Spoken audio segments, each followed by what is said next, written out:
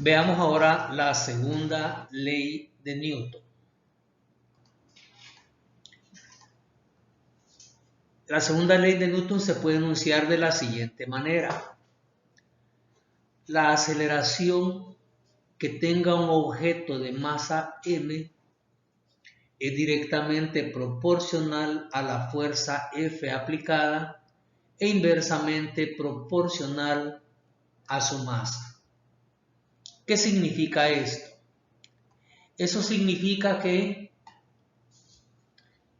si hay un objeto con una masa específica y se le aplica una fuerza F, entre mayor sea esa fuerza que se aplique, también mayor será su aceleración.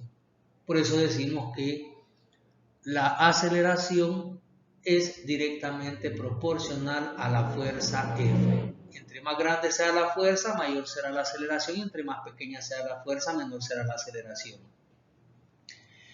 Ocurre lo contrario cuando hablamos de la masa. Vamos a suponer que aplicamos una misma fuerza a dos objetos con diferente masa. Es decir, una misma fuerza a dos objetos de tamaño distinto, de masa distinta. Entonces, entre mayor sea la fuerza que le apliquemos, bajo la misma fuerza, entre mayor sea la masa del objeto, más pequeña va a ser la aceleración. Y entre más pequeña sea la fuerza, más grande va a ser la aceleración. Eso lo podríamos imaginar, por ejemplo, con un motor específico, un motor de un tamaño, con una potencia específica, lo ponemos en un carrito chiquito y lo que va a ocurrir es que lo vamos a acelerar bastante. Pero si ese motor lo ponemos en un camión, probablemente ni lo aceleremos. Y si lo hacemos, quizás se acelere muy poco. Entonces eso es lo que quiere decir la segunda ley de Newton. Si usted aplica una misma fuerza, entre más grande sea la masa, menos va a ser su aceleración. Y entre más pequeña sea su masa, más grande será la aceleración. Al final, eso se reduce a una ecuación. Fuerza igual masa por aceleración. En el caso de varias fuerzas que se estén aplicando simultáneamente, lo que hay que hacer es sumarlas vectorialmente. Y la sumatoria de fuerzas externas, llamada fuerza sub I, desde la yésima fuerza hasta la enésima fuerza, se va a llamar fuerza neta. Y eso va a ser igual a masa por aceleración. Ojo que estamos hablando de las fuerzas externas. Las unidades de la fuerza en el sistema internacional serán el newton, que equivale a 1 kilogramo por metro sobre segundo cuadrado. La DINA en el sistema CGS, que equivale a 1 gramo por centímetro entre segundo cuadrado. Y en el sistema inglés la libra, que equivale a SLU por pie sobre segundo al cuadrado. Veamos qué tipo de fuerzas vamos a trabajar. Vamos a hablar de las fuerzas mecánicas. Las fuerzas mecánicas serán aquellas que requieren algún tipo de contacto entre la fuente generadora de la fuerza y el objeto o el sistema al que se le está aplicando la fuerza. Por ejemplo, un objeto que estamos moviendo, necesitamos estar en contacto con él para moverlo.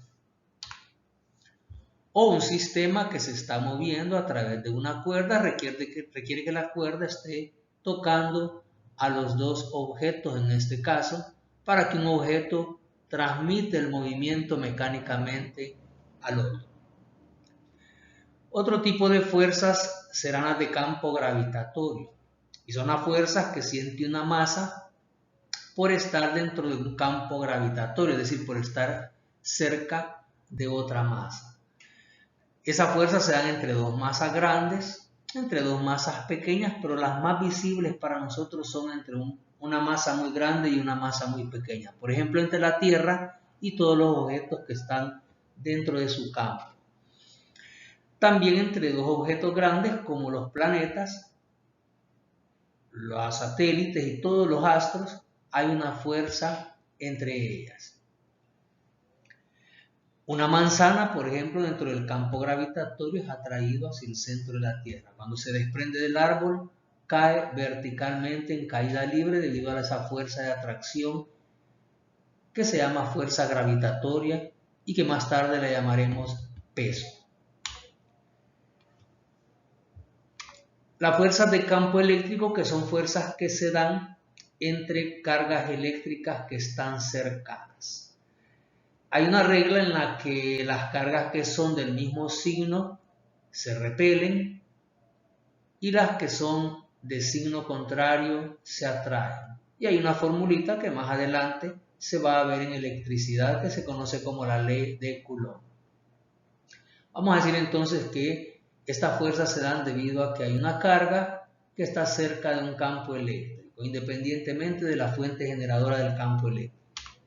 Y las de campo magnético, que puede ser una magnetita o un material que se encuentra cerca de otro material ferroso y que genera un campo magnético. Los materiales ferrosos, los metales en particular, muchos de ellos o varios de ellos son atraídos por los campos magnéticos, por la magnetita, pero sobre todo los materiales ferrosos, los materiales que contienen hierro.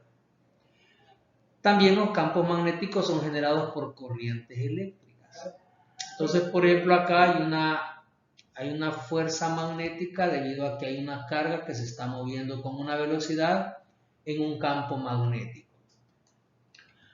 O también, pues, corrientes eléctricas que están generando campos en los alrededores, pues un conductor produce un campo sobre el otro y por lo tanto, como hay una corriente eléctrica, va a producir una fuerza de tipo magnético, es decir, corrientes eléctricas que generan campos magnéticos en los alrededores y por lo tanto mutuamente existen fuerzas de naturaleza magnética entre ellas.